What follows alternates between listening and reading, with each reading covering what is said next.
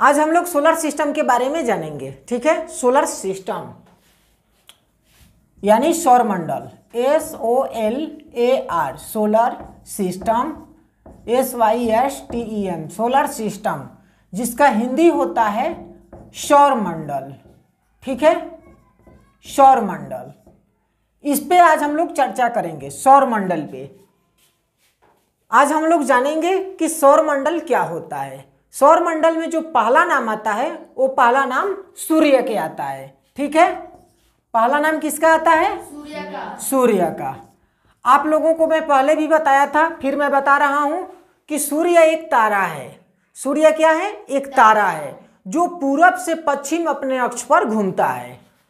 ये मान लीजिए एक सूरज हो गया, ठीक है, जो अपने अक्ष पर पूरब से पश्चिम की ओर घूमता है। ठीक है, जिसे हम लोग ब्रह्मांड वर्ष भी कहते हैं। जिसे क्या कहते हैं? ब्रह्मांड वर्ष भी कहते हैं। इसमें 71% हाइड्रोजन पाया जाता है। 71% हाइड्रोजन पाया जाता है। 26% हीलियम पाया जाता है। 26.5% हीलियम पाया जाता है और 2.5% अन्य तत्व यानी भारी तत्व पाया जाता है, जैसे लिथियम और यूरेनियम। और ये जो सूर्य होता है इसका पृथ्वी तक प्रकाश आने में 8 मिनट 16 सेकंड का समय लेता है। कितना समय लेता है? 8 मिनट 16 सेकंड का समय लेता है। अब आता है सौरमंडल का जन्म कैसे हुआ। ठीक है, ये बात बहुत सारे बच्चों को नहीं पता है, आप लोगों को फिर बताऊंगा कि सौरमंडल का जन्म, यानी आज दूसरा टॉपिक पे होगा सौरमंडल का जन्म। तो देखिए सौरमंडल का जन्म कैसे हुआ था। 1755 ईस्वी में इमैनुअल कांत एक वैज्ञानिक थे। इन्होंने एक थ्योरी दिया था। उसने उस थ्योरी में सौरमंडल के बारे में जिक्र किया है। उन्होंने इस बताया था कि 4.6 बिलियन साल पहले 4.6 बिलियन साल पहले आणविक बदलाव से सौरमंडल का जन्म हुआ है। कैसे हुआ है सौरमंडल का जन्म? आणविक बदलाव से। ये किसके थ्योरी में बताया गया था? तो इमैनुअल कांत ने थ्योरी दिया था। थ्योरी कब दिया था? तो 1755 ईस्वी में। उसके बाद आता है सौरमंडल का जनक किसे कहा जाता है। आपको तो मैं बता दिया कि सौरमंडल का जन्म कैसे हुआ। तो आपसे कोई अगर पूछेगा कि सौरमंडल का जन्म कैसे हुआ तो आप ये बता सकते हैं कि 1755 ईस्वी में इमैनुअल कांत एक साइंटिस्ट थे। उन्होंने अपने थ्योरी में सौरमंडल का जन्म का जिक्र किया है। उन्होंने बताया था कि 4.6 बिलियन साल पहले सौरमंडल का जन्म आणविक बदलाव के कारण हुआ था। उसके बाद आता है सौरमंडल का जनक किसे कहा जाता है। सौरमंडल का जनक, आपको ये बहुत टॉपिक बेस्ट होगा। सौरमंडल का जनक, सौरमंडल का जनक किसे कहा जाता है? सौरमंडल का जनक। तो देखिए सौरमंडल के जनक में दो साइंटिस्ट का जिक्र होता है। एक था क्लॉडियस टॉल्मी।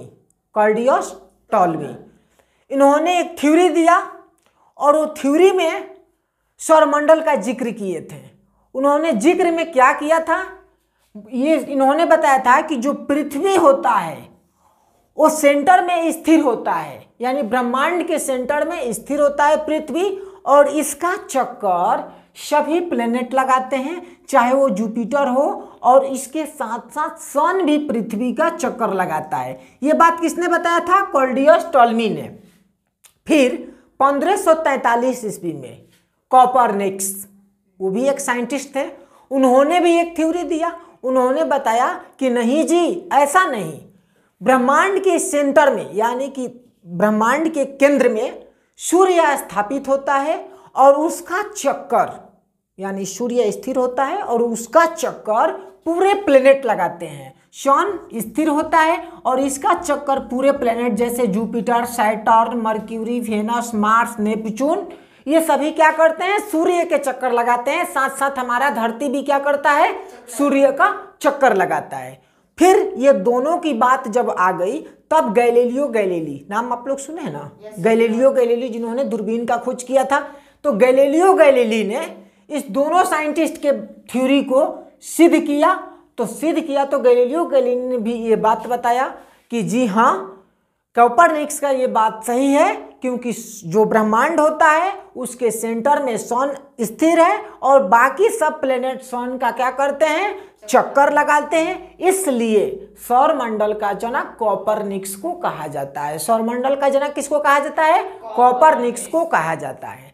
अब आता है सोलर सिस्टम में प्लेनेट की बात, ठीक है। प्लेनेट तो देखिए सोलर सिस्टम में 8 प्लेनेट होते हैं। सोलर सिस्टम में कितने प्लेनेट होता है, 8 प्लेनेट्स होते हैं। आपको एक चीज पता होना चाहिए कि सोलर सिस्टम में 9 प्लेनेट हुआ करता था और प्राचीन भूगोल पढ़िएगा ना, भूगोल ज्योग्राफी पढ़िएगा तो उसमें जब सोलर सिस्टम का टॉपिक आता है तो उसमें 21 प्लेनेट्स हुआ करता था। लेकिन आज तो ये डिजिटल इंडिया हो गया है, मॉडर्न इंडिया हो गया है, आधुनिक इंडिया हो गया है और इंडिया ही पूरा वर्ल्ड ही मॉडर्न हो गया है, आधुनिक हो चुका है।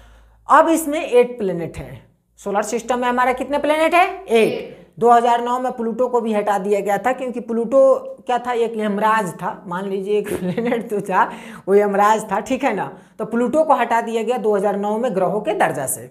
उसके बाद हमारे सोलर सिस्टम में 8 प्लेनेट बचे हैं। अब 8 प्लेनेट जो सोलर सिस्टम में बचा है उसमें भी बहुत सारा रहस्य है, क्योंकि रहस्यमय क्या है आपको ये भी बता रहा हूँ। सोलर सिस्टम में 8 प्लेनेट जिसमें से 4 प्लेनेट जो बने हैं वो पत्थर और धातु का बने हैं। क्या कर रहे हैं जी, हेलो लिख कह रहे हैं, समझ लीजिए। जो सोलर सिस्टम में 8 प्लेनेट था उसमें 4 प्लेनेट पत्थर और धातु यानी मेटल को मिलकर बना है। और जो 4 प्लेनेट हैं 8 में से 4 प्लेनेट मेटल और पत्थर को मिलकर बने हैं और जो 4 प्लेनेट बना है वो सिर्फ गैस का गोला है, ठीक है। इसलिए 4 प्लेनेट पे तो सभी साइंटिस्ट पहुंच जाते हैं। इसरो भी अपना मिशन भेज देता है और इसरो के बाद ये चंद्रयान मिशन 3 भी गया है। तो चंद्रयान देखिए, चांद क्या है, पृथ्वी का एकमात्र सैटेलाइट है, मतलब एक पृथ्वी का मात्र उपग्रह है। यही एक उपग्रह ही है पृथ्वी का उसके बाद कोई उपग्रह नहीं है। तो देखिए 8 प्लेनेट होते हैं। 8 प्लेनेट में क्या, तो जो 4 प्लेनेट होते हैं वो किसका बने होते हैं, तो धातु और पत्थर का बने होते हैं। और जो 4 प्लेनेट होते हैं वो सिर्फ गैस का गोला है। अब इसमें पहला नाम जो आता है मर्क्यूरी का आता है, दूसरा वेनस, तीसरा और चौथा मार्स, 5वां ये जुपिटर आता है, 6ठा पे सैटर्न आता है, 7वां पे यूरेनस आता है और 8वां पे नेपच्यून आता है। तो ये 8 प्लेनेट्स आप लोग जनरल नॉलेज में भी पढ़े होंगे 8 प्लेनेट्स के बारे में, क्योंकि वेनस को कहा जाता है मॉर्निंग का तारा, आप लोग जानते भी होंगे। और सबसे चमकीला ग्रह किसे कहा जाता है, सबसे चमकीला प्लेनेट शुक्र ग्रह को। उसके बाद सबसे मतलब गैस का सबसे बड़ा गोला कौन सा प्लेनेट है,